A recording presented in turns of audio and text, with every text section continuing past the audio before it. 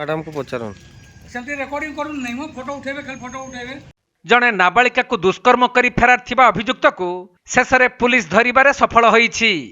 सूचनायोग्य जे मयूरभंज जिला विषय थाना अंचलर जणे 17 वर्षर नाबालिका झील को जामझरी गाँवर आदिगिरी नामक जणे 65 वर्षीय बेपारी तेंतुली गुटाइबा कही बादामपहाड़ थाना अधीनस्थ हाथीशिकुली जंगल को नहीं जाइथिला।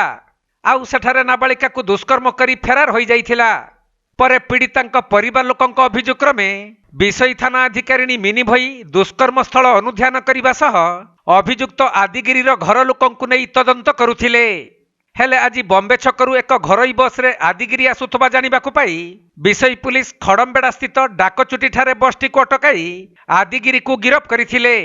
परे डाक्तरी मईना करा जाई रायरंगपुर कोर्ट को चालान करा जाइथिबा सूचना मिलिछि।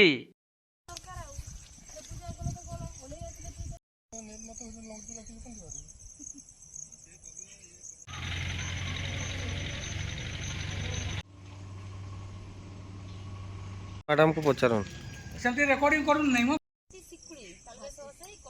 मयूरभंज जिला रायरंगपुर रो सुनील कुमार महापात्र रिपोर्ट कोणार्क लाइव।